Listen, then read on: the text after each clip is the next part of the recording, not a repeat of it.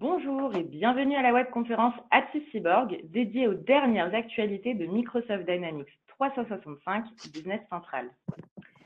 Nous allons donc passer une petite heure ensemble et cette session va être animée par Grégory Duboz, directeur commercial Dynamics 365 chez Apsis Cyborg, et Catherine Lange, responsable projet et ingénierie formation chez Apsis Cyborg également. Tout au long de cette session, vous pourrez poser toutes vos questions sur le bandeau qui se trouve à droite de votre écran et nous y reviendrons en fin de conférence. Bonjour Catherine, bonjour Grégory. Bonjour Marie, bonjour à tous. Bonjour Marie. Eh bien, je vous laisse la parole. Super. Bonjour à tout le monde. Je vois que nous sommes de plus en plus nombreux pour assister à cet événement. Donc ça, c'est une bonne nouvelle. L'événement qu'on va réaliser, je vous rappelle, tous les 6 mois, qui correspond aux dates majeures donc, de sortie des nouvelles versions. Donc, ce qu'on vous propose aujourd'hui, c'est juste un petit slide sur l'actualité Apsis, accès MS Business Central, sur les actualités 2023. Et on enchaînera sur la présentation donc, des nouveautés Business Central sur la release de la version 2023, qui sera présentée par Catherine. Et on finira traditionnellement par une séance de questions-réponses. En termes d'actualité, alors quelques chiffres pour commencer ce webinaire. Aujourd'hui, l'activité Business Central chez Apsis Cyborg est une activité plus que stratégique puisque à la fin de cette année, elle va représenter un quart de notre chiffre d'affaires. Donc, on a fait une croissance de 34% par rapport à l'année dernière. C'est une activité qui est plus que dynamique. 80 collaborateurs aujourd'hui dédiés et qui disposent des plus hauts niveaux de certification de la part de l'éditeur et qui assurent 6000 journées de consulting auprès de l'ensemble de nos clients. 280 clients, une vingtaine de nouveaux clients cette année, donc de New Name, essentiellement SaaS. Parce qu'aujourd'hui, ce qu'il faut noter, c'est que 95%, on va dire, des nouvelles signatures sont directement sur le cloud Azure de Microsoft. Sur notre parc, on a réalisé une quinzaine de migrations en mode SaaS, donc des clients qui historiquement étaient en mode on-prem et qui ont du coup fait le choix du mode SaaS pour pouvoir bénéficier de toutes les nouveautés, notamment, enfin d'une part des nouveautés type IA, on en parlera aujourd'hui, mais également de toute l'intégration avec les outils collaboratifs de Microsoft. Donc c'est au-delà des promotions qui existent pour pouvoir passer de ce mode on-prem en mode SaaS, notamment ce qu'on appelle le bridge to cloud. Je vous invite d'ailleurs sur ce sujet à vous rapprocher de vos IC préférés qui pourront vous les présenter en détail. Ces migrations, depuis 2 ans, nous permettent aujourd'hui d'avoir un bon recul et un très bon retour d'expertise, on va dire, sur les méthodologies que l'on peut appliquer. On a une présence géographique toujours aussi importante au travers de nos 15 agences, donc 13 en France et 2 à l'international. Et on continue à recruter de nouveaux partenaires dans le monde entier, notamment pour notre équipe Apsis Cyborg Global Solutions, qui est spécialisée dans le déploiement de nos solutions dans un contexte international. En termes d'apps, ce qu'il faut noter, c'est que le nombre d'apps continue à grandir très fortement chaque année, puisqu'aujourd'hui, on est à plus de 4500 apps présents sur l'App Store de Microsoft. Aujourd'hui, nous avons 7 partenariats autour d'apps certifiées, au-delà de nos propres apps que l'on propose à nos clients et à l'ensemble de la communauté Microsoft, à savoir Dynamics Key Suite, donc DKS 365, qui est un ensemble d'apps dédiées à la gestion d'affaires, gestion de projet. France Finance Fondamentale, qui est une app que l'on propose à tous nos clients, mais de nouveau à l'ensemble de l'écosystème aussi, qui va apporter des compléments qui sont plus qu'utiles, on va dire, pour nos comptables franco-français. Nous avons ensuite des partenariats forts avec Yaveon donc sur les apps ProBatch, plutôt dédiés pour les entreprises qui sont dans le semi-process avec des fonctionnalités complémentaires de traçabilité, de qualité, d'évaluation fournisseur, par exemple. Tasket Factory pour tout ce qui touche à la mobilité en entrepôt. Et puis, sur la dématérialisation de factures, de partenariats forts avec les éditions Compagnons, avec une solution qui s'appelle Tête Facture, et Continia, qui est également une apps totalement intégrée à Business Central. Armada, qui est un nouveau partenariat et qui nous permet aujourd'hui de pouvoir répondre à des sociétés spécialisées dans la location, plutôt longue durée, qui dînent pour tout ce qui touche au TMS au sens large, hein, la gestion des transporteurs, et puis enfin d'Imoment pour la GMAO. Si maintenant on fait un focus sur Business Central cette année, la solution a été élue meilleur ERP du monde par Forbes, qui est le RP du monde mid-market, hein, je précise. Plus de 30 000 clients aujourd'hui. Exclusivement, on parle des clients en mode SaaS, hein, parce qu'aujourd'hui, Microsoft ne compte pas forcément les clients en mode on-prem, même si nous avons encore la possibilité de choisir cette solution. Et puis surtout, une croissance de plus de 75% d'utilisateurs par rapport à l'année précédente et une présence dans 150 pays. Donc voilà, j'espère que je vous ai pas donné trop de chiffres, mais c'était important de spécifier et de rappeler un petit peu cette actualité. Et je pense que ces chiffres montrent que nous sommes sur un marché dynamique et surtout sur une solution innovante et qui reste en pleine croissance. Je vais désormais laisser la parole à Catherine pour la présentation des nouveautés. Merci Grégory. Nous allons passer maintenant aux nouveautés de Business Central version 23. Alors cette présentation ne se veut pas exhaustive, donc tout n'est pas présenté aujourd'hui. Nous allons commencer par de l'ergonomie et les changements que vous allez pouvoir trouver, et nous allons directement aller dans Business Central. Et dans Business Central, donc vous savez que l'on peut personnaliser nos pages. Donc à partir d'ici, nous allons personnaliser les pages et nous pouvons rajouter donc des informations, des champs sur ces pages. Vous remarquerez ici que nous avons un menu avec une méthode avancée qui va permettre de pouvoir visualiser certains champs, de pouvoir filtrer donc les champs. Ici, il nous propose les champs qui sont masqués sur la page. D'ailleurs, vous voyez la petite icône qui est là. Mais je peux aussi rajouter tous les champs ici dans notre page. Alors, ce qui va m'intéresser, par exemple, ici, c'est de ne voir que les champs masqués et, par exemple, la date d'échéance. Donc déjà, vous remarquerez que l'on a des renseignements sur le champ pour savoir ce qu'il veut dire. Et quand je clique dessus, il me propose un emplacement dans la page que je peux ici venir accepter pour le positionner. Si on le souhaite, donc là pour le cas de l'exemple, on peut aussi maintenant verrouiller la modification, donc pour empêcher une modification fortuite, par exemple, du champ. On peut aussi vouloir ajouter des informations, des champs que l'on ne va pas trouver ici dans la liste des champs que l'on peut rajouter. Et pour cela, on va pouvoir passer en personnalisation du profil. Donc, je vais fermer cette partie-ci. Je vais aller dans les profils. Donc là, je suis en évaluation du gestionnaire d'activité. Je vais pouvoir personnaliser les pages de ce profil. Donc là, c'est plutôt réservé à un administrateur qui va pouvoir aménager les différentes pages des utilisateurs qui se connecteront sous ce profil.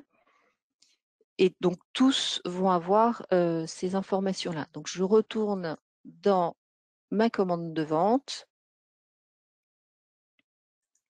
Je l'ouvre. Je vais demander à voir les champs. Attendez, je suis sur la liste. Donc ici, on est encore en version préliminaire. Et je vais justement demander que les champs qui ne figurent pas, qui n'ont pas déjà été mis sur la page. Et je vais par exemple chercher le nombre d'impressions et il me propose, comme tout à l'heure, un emplacement et j'ajoute cette information. Alors, vous le voyez déjà à l'écran, mais le nombre d'impressions, donc les champs que vous rajoutez dans le profil ne sont pas modifiables par l'utilisateur parce qu'effectivement, il peut y avoir des informations qui nécessitent des traitements par derrière et donc l'utilisateur ne doit pas pouvoir les modifier par lui-même.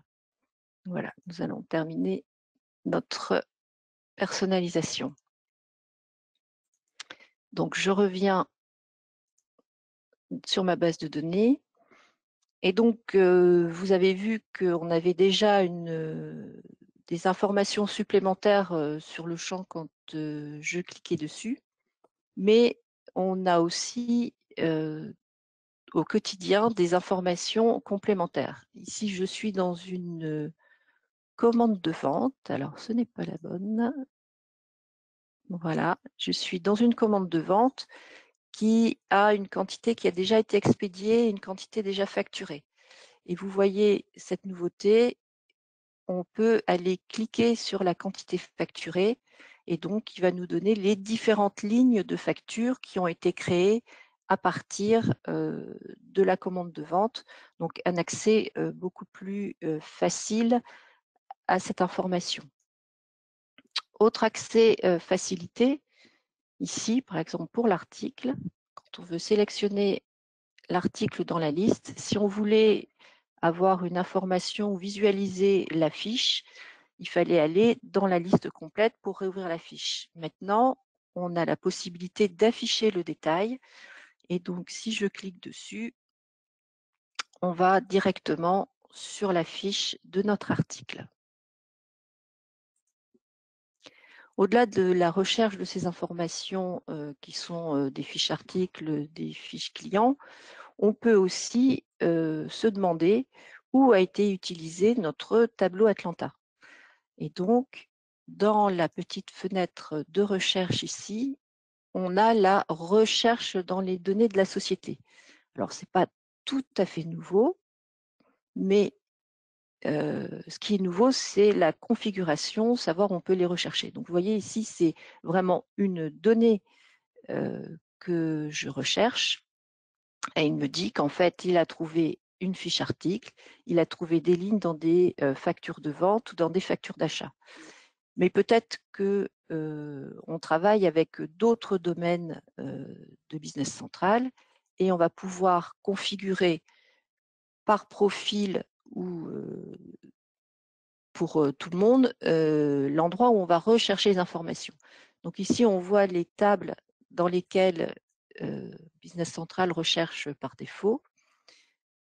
Si je décoche ici, je vais voir toutes les tables de Business Central. Et par exemple, je vais cliquer sur Projet. Donc là, j'ai rajouté une table dans laquelle je veux savoir si je vais retrouver mon article. Donc, je referme. Il faut bien sûr que je relance la recherche. Donc, la petite loupe, je recherche. Et donc, si je ne me suis pas trompée, eh ben, je me suis trompée de commande. Je n'ai pas mon projet. Voilà les démos. Mais du coup, il devrait, ou alors j'ai mal recopié. Voilà, bon, normalement, il devrait aller rechercher dans les projets. C'est que je n'ai pas rajouté la donnée. Alors, d'autres simplifications qui sont apportées sont liées au message d'erreur. Ici, si on souhaite expédier, comme on en avait commandé 12, expédier 5, il m'en reste 7. Mais on va dire que par erreur, je veux expédier une quantité de 9. Maintenant, j'ai un message qui me dit que je ne peux pas expédier plus de cette quantité, mais qui me propose aussi de définir la bonne valeur. Donc là, voici, on a un accès au message d'erreur. Ensuite, on va pouvoir faire, essayer de facturer cette commande. On va faire un aperçu. Et je vois que j'ai des messages d'erreur ici sur les axes analytiques. Et donc, le système, étant donné le paramétrage, sait me dire qu'il faut que je rajoute l'axe marché dans les dimensions de ma commande. Si je clique, donc il m'explique. Et je pourrais ici venir rajouter l'axe, donc de façon individuelle, erreur par erreur, mais je peux aussi sélectionner les 2 lignes pour faire accepter l'action recommandée. Et donc, les 2 axes analytiques vont être ajoutés. Vous voyez ici que c'est corrigé à mon en-tête de document. Si je vais voir, les axes analytiques sont maintenant ajoutés. Donc, voilà pour cette petite partie sur l'ergonomie. Donc, je vous rappelle un petit peu ce que l'on a vu, la personnalisation des pages, l'aide au placement des champs, le verrouillage du champ. On a un accès simplifié à la recherche. On l'a aussi dans le contrôle de page. On l'a montré dans la personnalisation, on a dans le contrôle de page. On peut afficher le détail et la recherche des données, ainsi que la résolution au message d'erreur, où on peut accepter, et puis lors de la saisie, on peut redéfinir la bonne valeur. Nous allons maintenant passer à la chaîne d'approvisionnement, avec la possibilité d'imprimer des étiquettes maintenant, ou à partir de l'article. Donc, c'est le code GTIN de l'article qui est pris en compte pour établir l'étiquette, qui affiche et un code barre et un QR code. On va pouvoir aussi imprimer ces étiquettes à partir des références articles, où là, on va avoir l'unité, donc les pièces qui apparaissent en plus, et aussi à partir de la fiche information de lot ou du numéro de série.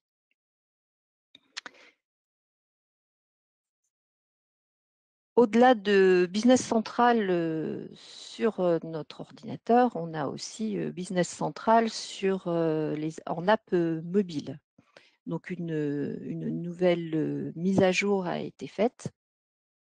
Et avec cette nouvelle mise à jour, on va pouvoir utiliser, justement, scanner les codes barres. Donc, je vous ai enregistré l'écran, une commande sur mon portable.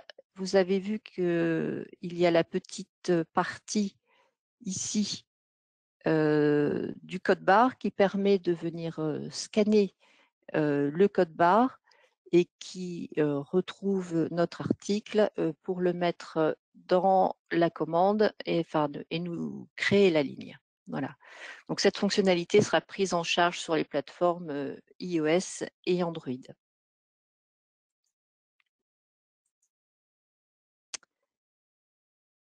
Autre chose au niveau des entrepôts. Donc là, c'est la fiche magasin. Dans la fiche magasin, dans la partie entrepôt, où nous n'avions avant que la possibilité de dire si on souhaitait avoir des documents de réception, d'expédition ou du rangement et du prélèvement. Donc maintenant, ces flux existent toujours, mais ne sont prévus que pour des flux externes, c'est-à-dire les achats, les ventes, le service et le transfert. Pour tout ce qui est flux interne, on va avoir un autre paramétrage donc qui se positionne juste en dessous. Et donc, les flux internes vont être décomposés en ce qui est production, hein, la consommation et l'entrée en stock du produit, l'assemblage et le projet. Et donc, à chaque fois, on va pouvoir déterminer si on veut des mouvements dans l'entrepôt ou pas, et quel type de mouvement on souhaite, si on veut du prélèvement ou pas. Lorsque les prélèvements et les rangements suggérés sont activés dans l'entrepôt, à ce moment-là, les paramétrages dont nous venons de parler sont fixés par le système et non modifiables. Nous passons maintenant à la gestion commerciale. Donc, avec un paramétrage pour les achats et les ventes qui concerne les dates de documents et dates de comptabilisation. Donc, pour ces deux dates, donc pour les utilisateurs de NAV Business Central, vous savez que quand on modifie une date de comptabilisation, la date de document se met à jour avec cette même date de comptabilisation. Et la date de document, elle, va mettre à jour la date d'échéance avec les conditions de paiement. Et donc maintenant, vous avez la possibilité de désynchroniser ou de ne pas lier les deux dates. Alors, par défaut, pour un nouveau système lors de migration, dans les ventes, les deux dates restent liées, d'accord, le champ est activé. Par contre, dans les paramètres achats, les deux dates ne sont plus reliées. Donc, il faudra faire attention à ce paramétrage. On va reparler un petit peu des articles et des variantes. Donc, dans une version précédente, on pouvait déjà, dans les paramètres stock, ajouter un paramètre pour obliger à utiliser une variante quand elle existait pour un article. Maintenant, on va un petit peu plus loin dans le sens où on va pouvoir bloquer l'utilisation d'une variante. Alors, ou la bloquer, quelle que soit la transaction, on ne va plus l'utiliser, ou alors ne la bloquer que pour les ventes ou que pour les achats. Donc, dans les diapos suivantes, je vous montre ce que vous obtenez. Donc ici, on est dans une commande d'achat. Vous avez vu dans la diapo précédente qu'il y avait une variante qui était complètement bloquée et l'autre que pour les achats. Donc ces deux variantes ne sont pas disponibles et ne sont pas proposées à l'achat. Donc c'est aussi une manière d'éviter un message d'erreur. Et par contre, dans une feuille de saisie, avec un type d'écriture vente, ici, quand j'utilise la variante qui est bloquée, on a un message d'erreur.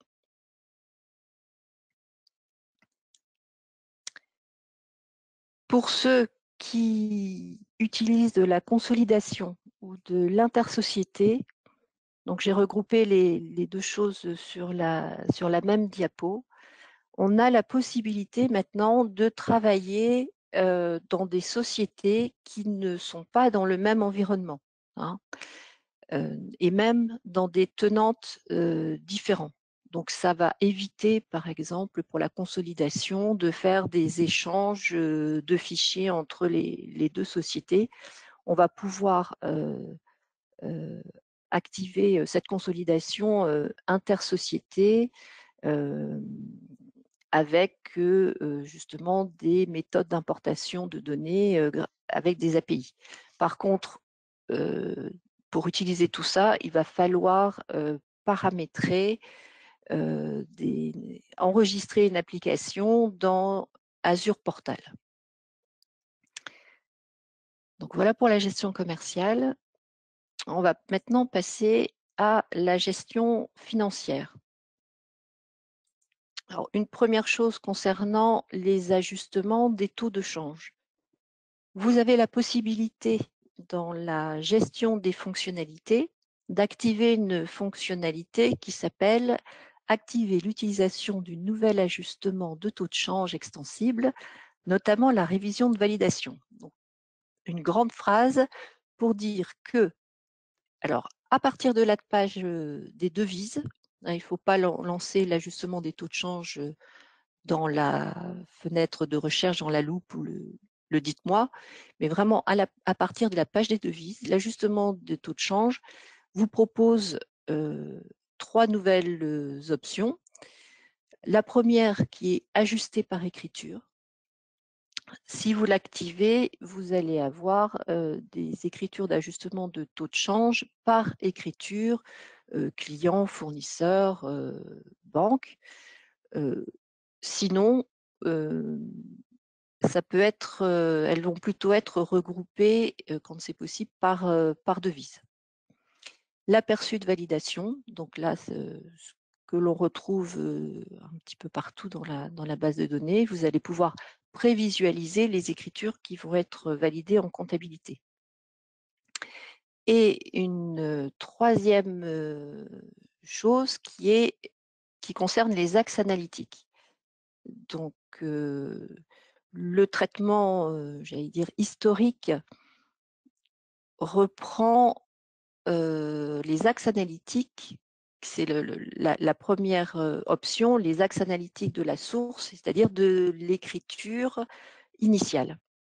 Par contre, maintenant, on va pouvoir générer ces écritures sans aucun axe analytique, ou alors ne prendre que les axes analytiques qui sont renseignés par défaut sur les comptes d'ajustement de gains et de pertes. Le mode analyse. Alors, on l'a découvert à la dernière présentation. Donc, ce mode analyse s'enrichit. Donc, il faut voir que c'est quelque chose que vous allez avoir tout au long de la vie du produit de Business Central. Quand une fonctionnalité sort, elle s'enrichit au fur et à mesure des versions. Donc là, maintenant, ces analyses peuvent être partagées au sein de l'organisation avec un de vos collègues. Vous allez prendre le menu, copier le lien et pouvoir lui envoyer le lien. Et donc, ça va créer dans la société, pour l'autre utilisateur, ça va recréer cette vue. Le mode dans lequel vous voyez votre liste est mémorisé. C'est-à-dire que si vous êtes en mode analyse, vous quittez la liste. Quand vous y reviendrez, vous serez de nouveau en mode d'analyse. Donc, les analyses permettent de prendre en compte beaucoup plus de lignes. Et au-delà des listes, ce qui est natif dans Business Central, vous avez la possibilité d'utiliser des requêtes. Donc, là, par contre, la requête nécessitera d'avoir un petit peu de développement pour pouvoir l'ajouter dans les menus et l'utiliser. Donc, la requête, pour ceux qui connaissent, ça s'appelle aussi les queries. Et plutôt que d'avoir une liste avec, par exemple, pour les écritures articles, le code du magasin, on pourrait rajouter le nom du magasin pour pouvoir filtrer ou regrouper dessus. Donc, en fait, on a déjà des données filtrées, retravaillées avant. Et en plus de ça, pour l'administrateur, il peut gérer l'accès justement à ce mode d'analyse pour ses utilisateurs à l'aide d'une autorisation. Alors, j'allais dire, la nouveauté financière, ce sont les comptes de ventilation. Donc, ces comptes de ventilation vont permettre, par exemple, de répartir un axe analytique pour un compte comptable sur plusieurs sections, de répartir un montant sur plusieurs comptes, et cela avec un pourcentage fixe ou variable. Donc, on va retourner dans Business Central pour aller chercher nos comptes de ventilation. Donc là, j'ai créé 2 exemples.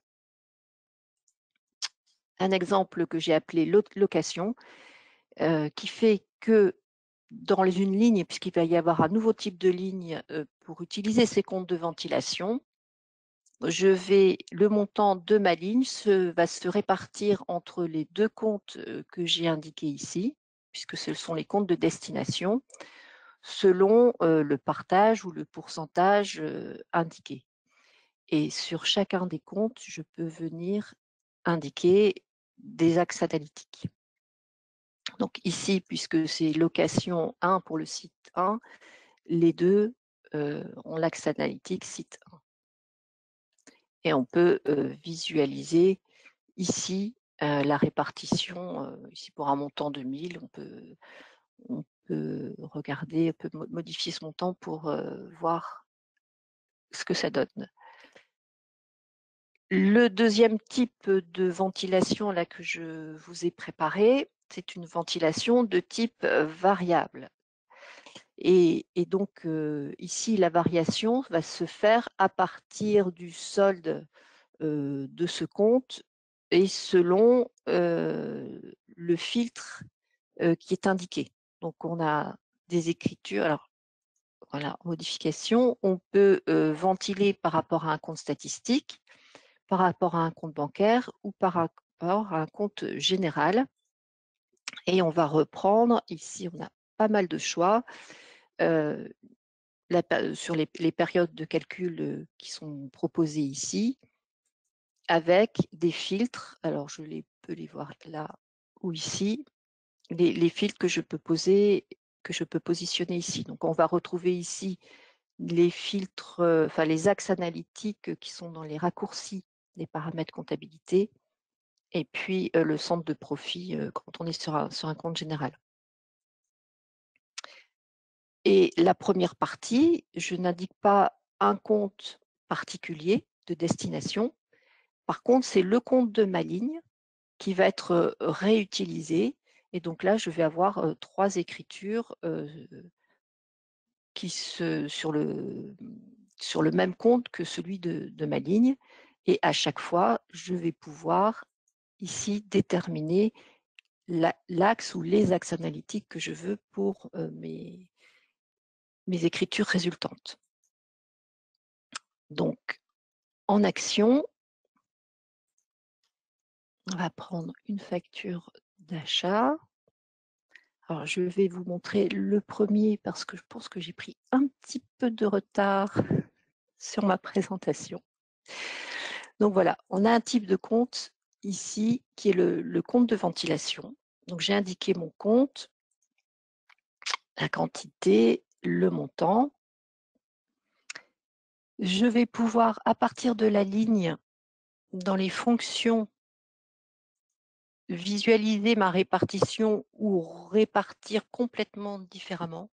Donc, à l'extrême limite, on pourrait presque se créer un compte de ventilation vide et venir le renseigner à cet endroit-là. Donc ici, on voit la répartition, les axes analytiques qu'on avait paramétrés auparavant. Et donc, facture fournisseur, c'est bon. Donc, je peux la valider.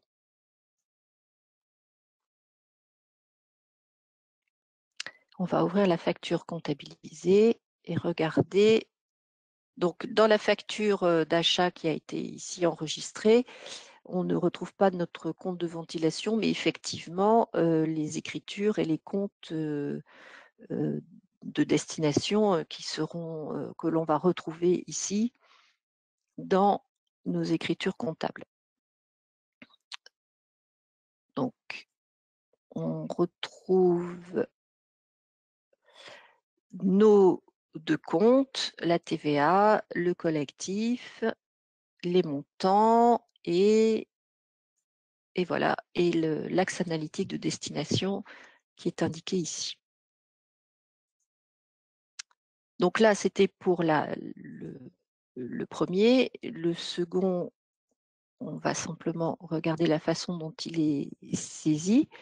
Comme on était copié à partir du parent, en termes de compte comptable, il faut ici indiquer le compte général. Donc ici, on est sur de l'entretien et on indique dans ce nouveau champ le numéro de compte de ventilation le compte à utiliser. Donc, voilà. Donc ça, c'est ce qui concerne cette grande nouveauté. On va passer à l'intelligence artificielle, Copilot. Alors, Copilot, c'est, je vais dire le nom de code, c'est le nom de l'intelligence artificielle chez Microsoft. Alors, on l'avait, il me semble que c'était une question que l'on avait eue la dernière fois. Donc, je n'en avais pas parlé la dernière fois parce qu'effectivement, ça n'avait été proposé que dans une version américaine et en anglais. Donc là, maintenant que c'est disponible dans nos versions, je vous le présente. Donc, Copilot n'est disponible alors dans Business Central que pour les versions SaaS, enfin, en ligne, et ne sera jamais proposé dans le on-premise. Donc pour l'instant, il est utilisé, vous le voyez dans la diapo qui est ici, pour faire des textes marketing et en version préliminaire pour aider au rapprochement bancaire. Alors, à savoir aussi que pour l'instant, les données n'étant pas forcément traitées par un service qui est localisé en France dans notre zone géographique, il faut autoriser le déplacement des données vers une autre zone géographique. Et donc, ce que nous allons regarder, c'est Copilot pour le rapprochement bancaire, donc qui va permettre d'aller au-delà de la correspondance automatique que vous pouvez connaître. Il va pouvoir aller rapprocher des écritures, par exemple, qui sont globales. Vous avez dans le relevé bancaire une écriture que vous avez dans vos écritures dans Business Central. Vous avez plusieurs écritures pour une. Et donc ça, lui, va arriver à faire la correspondance.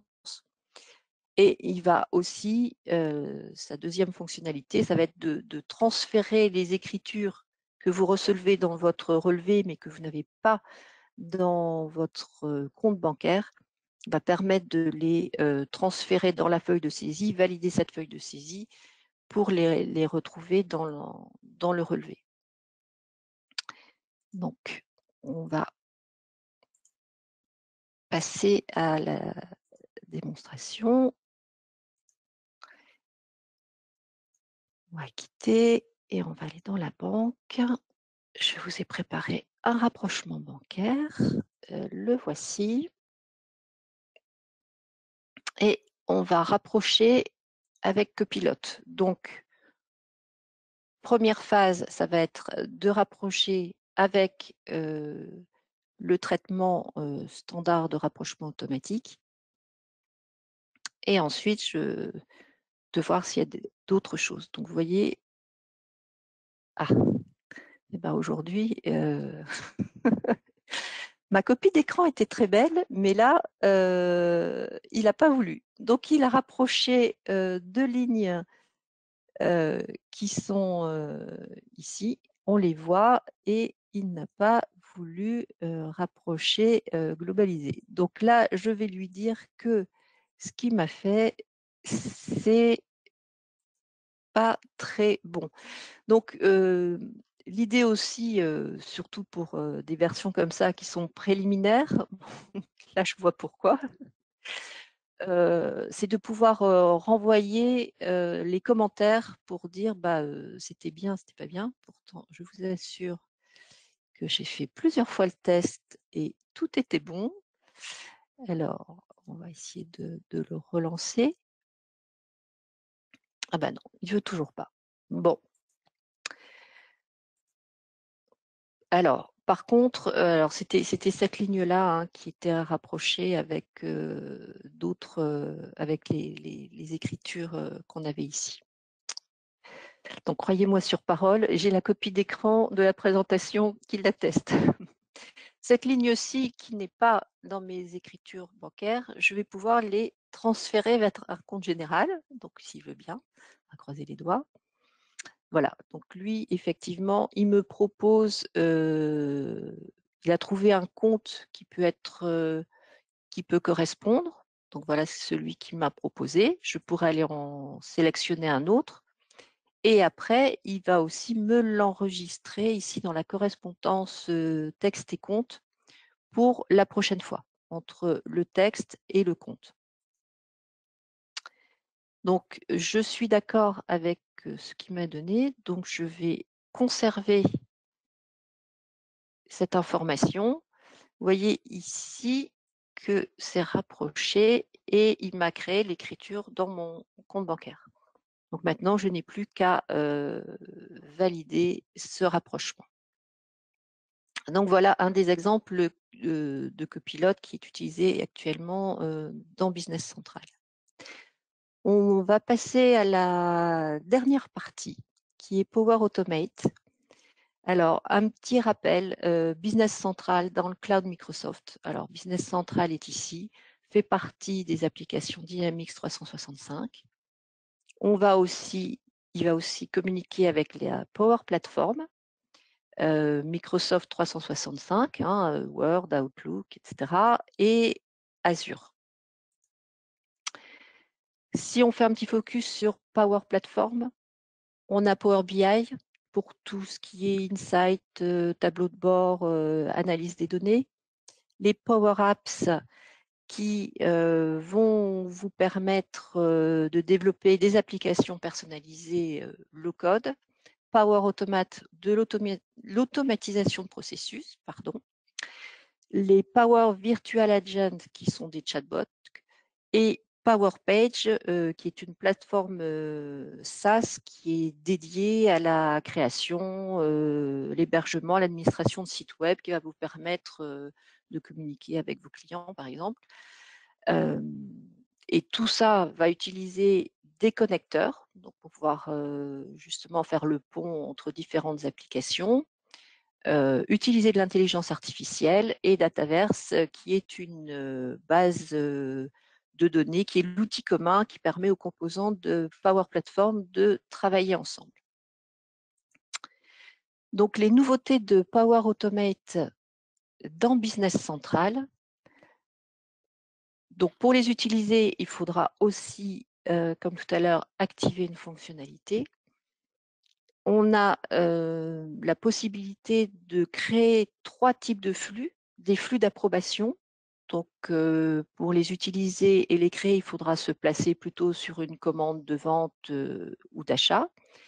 On va pouvoir créer aussi des flux automatisés. Donc, c'est un flux qui va se déclencher sur un événement et on va pouvoir aussi créer des flux instantanés. Donc, c'est créer une action basée sur un flux. Et donc, quand on la lance, ça va nous faire une action. Juste après, je vais vous montrer le fait de bloquer un client. Et la dernière partie, gérer le flux, là, va permettre d'ouvrir Power Automate, d'ouvrir l'application pour aller modifier, gérer ce flux. Donc, je vais me mettre sur une fiche client. On va rentrer dans une fiche client. Voilà. Donc, vous avez un petit peu partout ce menu Power Automate et nous allons créer un flux automatisé, un flux basé une action, un flux instantané pour concernant le blocage des clients.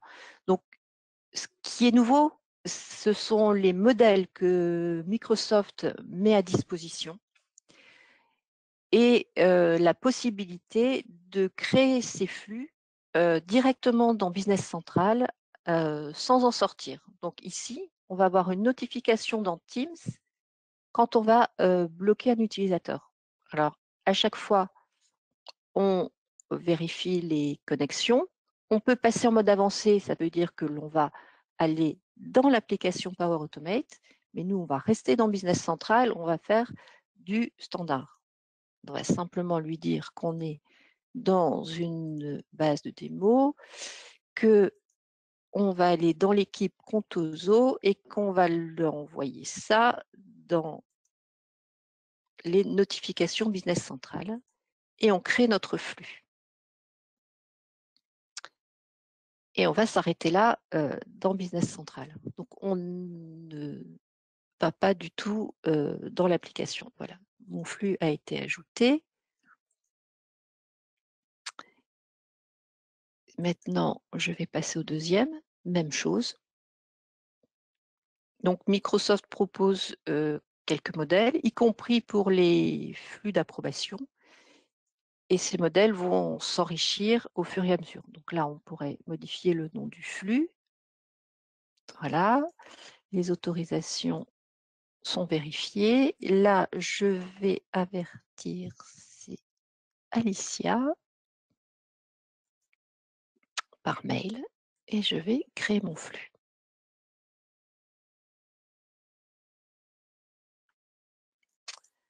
Voilà.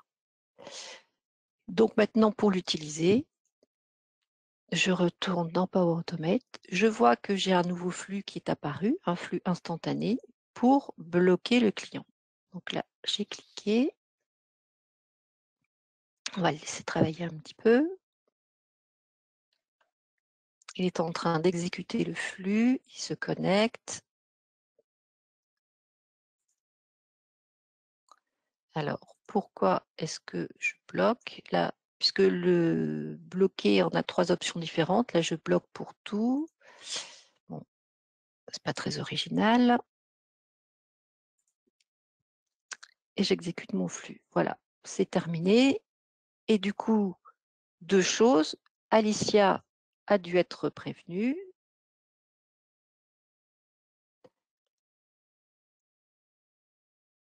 Alors, peut-être le temps que ça arrive. Voilà. On a bien le mail pour dire que le client a été bloqué. Et de l'autre côté, j'ai aussi demandé à avoir une notification dans Teams, donc dans un canal bien précis. Notification BC. Et voilà, on a bien la notification comme quoi le client a été bloqué. Donc avec cette démo, je termine ma présentation de quelques-unes des nouveautés. Je vous remercie et je laisse la parole à Marie. Alors, nous allons démarrer la session questions-réponses. Et première question pour vous, Grégory et Catherine. Est-ce que Power Automate et Copilot sont compris dans la licence Business Central? Alors, tout ce qui a été montré et démontré par Catherine, les licences sont effectivement intégrées à la licence Business Central. Donc notamment sur la partie rapport bancaire et la démonstration qu'a faite Catherine sur Power Automate. Après, si vous voulez généraliser son utilisation à d'autres applications, clairement, il faut analyser, il y aura des coûts complémentaires, hein, mais qu'il faut analyser en fonction des cas d'usage souhaités. Voilà, parce que la tarification peut être un peu complexe, donc en fonction des cas d'usage, on saura vous recommander la meilleure tarification. Merci Grégory pour cette réponse. Seconde question, qu'est-ce que le compte statistique? Alors, le compte statistique, c'est un compte qui est apparu, enfin une fonctionnalité qui est apparue dans la version précédente. Donc, quand je disais que mes présentations n'étaient pas exhaustives en termes de fonctionnalité, c'est effectivement quelque chose que je n'avais pas présenté la dernière fois. Donc, en fait, ces comptes statistiques vont permettre de compléter les informations qu'on peut avoir dans dans la comptabilité, dans les états financiers. En fait, ça va permettre d'ajouter des mesures qui ne sont pas comptables en soi. Par exemple, des mesures sur la surface. Là, c'est ce que j'avais utilisé. La surface des bâtiments pour justement, bon, là maintenant on a l'utilisation avec les comptes de ventilation, mais on peut aussi utiliser ces comptes statistiques dans les tableaux d'analyse comptable, dans les états financiers. On peut aussi dans les dans les exemples de démonstration de Cronus sur les comptes statistiques, il crée un compte qui reprend les effectifs par site, par exemple, qui reprend les effectifs et il crée un état d'analyse qui reprend les ventes, qui reprend les effectifs et donc qui détermine on va dire un chiffre d'affaires par employé, par exemple. Donc c'est ce à quoi sert le compte statistique. Merci Catherine. Autre question, l'intégration de Power Automate est-elle possible avec Business Central on-premise? Alors oui, il faut avoir utilisé le connecteur qui est disponible pour pouvoir faire parler Business Central on-prem et puis on va dire la Power Platform. Merci beaucoup. Et concernant la facture électronique? Greg, tu veux Oui, enchaîner? je branche mon micro. Je crois que sur la facturation électronique, de mémoire, c'était déjà une question lors du dernier webinaire. Pas forcément de nouveauté, hein, d'autant plus quand je dis de nouveauté par rapport à la réponse apportée, que je vais vous repréciser, mais d'autant plus que, comme tout le monde le sait, je pense que la réforme a été largement reportée puisqu'on parle de 2026, voire 2027. Donc, Microsoft a un socle commun, en fait, propose un socle commun international, puisque, de nouveau, ce sujet de facture électronique n'est pas un sujet franco-français, mais bien un sujet qui concerne l'ensemble des pays, puisque ça existe déjà dans certains pays comme le Danemark, la Norvège, l'Italie ou l'Espagne, où Microsoft a proposé quelque chose. Donc, vous avez ce socle commun, et ensuite, derrière, pour chaque pays, vous aurez alors ce qu'on appelait des add-ons, maintenant des apps, donc des localisations, qui permettront effectivement de pouvoir gérer cette facturation électronique et de pouvoir communiquer avec l'ensemble des plateformes étatiques. Voilà. Et je précise, pour les clients qui sont encore équipés d'anciennes versions, si c'était encore le cas j'espère que non, parce qu'il faudra effectivement penser à migrer. Nous avons ensuite des solutions et des apps. Donc, j'en ai parlé en introduction, notamment avec les éditions Compagnons et Tête Facture ou Continua, qui peuvent permettre effectivement de pouvoir répondre à ces obligations. Merci beaucoup, Grégory. Eh bien, écoutez, il semblerait que nous n'ayons plus de questions. Donc, merci à tous de nous avoir suivis. Nous vous communiquerons le replay de cette conférence web dans un délai de 24 à 48 heures directement par mail. Vous pouvez également retrouver les sujets de nos prochaines conférences web sur notre site apsicyborg.com. Je vous souhaite à tous une excellente journée et je vous dis à bientôt. Très bonne fête de fin d'année. À bientôt. Oui, à bientôt.